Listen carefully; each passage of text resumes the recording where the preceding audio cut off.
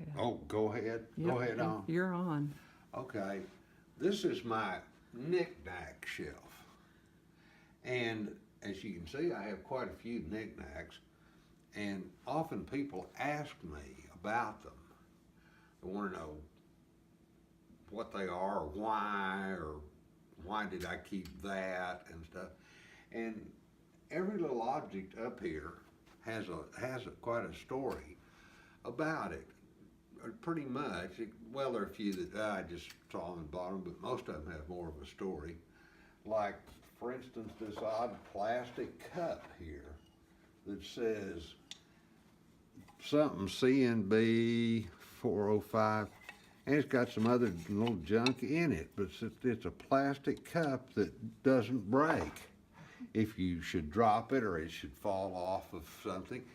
And I know that's true because I'd gotten, it was 9 o'clock, and I came in at 8, and at 9 I took a break, get my first cigarette and get some coffee.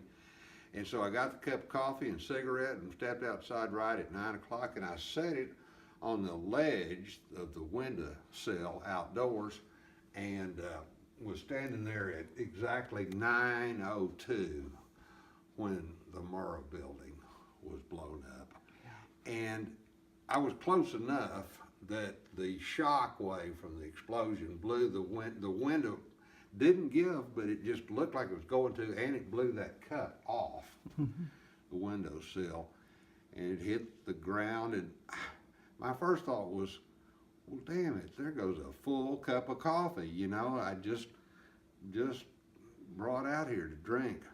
But of course, then I could see this huge rising plume of black, sooty smoke downtown there, away from me.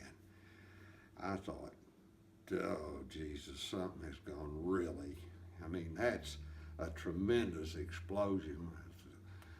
God, it doesn't look like that'd be a gas line that exploded or something. And so I stepped back inside. One of us always kept this little TV there in case we wanted to try to get the news.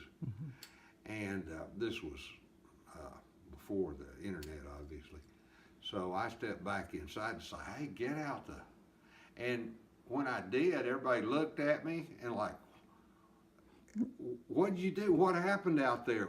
Everybody, and this was true of everyone I talked to all around downtown Oklahoma City in the hospital district that's there, everyone thought it happened to their building, yes. The building they were in, yeah. Initially. Something hit, something blew, something happened to my building.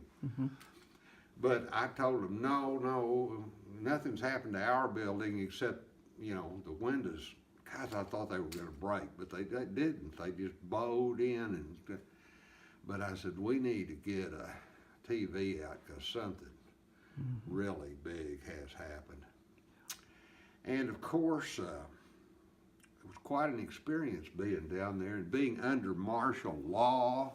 I mean, when we left work for the day, later that afternoon, I mean, there was, you know, armed National Guard troops at every intersection, tanks and Humvees, and we were channeled home and told not to use our telephones. Wow. Because the load on the lines and so forth.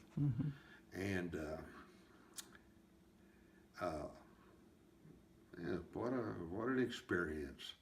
But, you know, of course, that's long years ago, but the cup didn't break, crazed a little bit, so I don't drink coffee out of it anymore, and one day I think I almost thought of just throwing it away, but no, I keep it for some reason. Just the cup I had filled with coffee and set out there the day of the bomb down the street. Okay, well, that's about it. That's the first thing, and I don't know why I picked it, because other people, I've had so many suggestions, and other people tried to get me to tell you about this big round steel ball, but we're going to save that for another episode.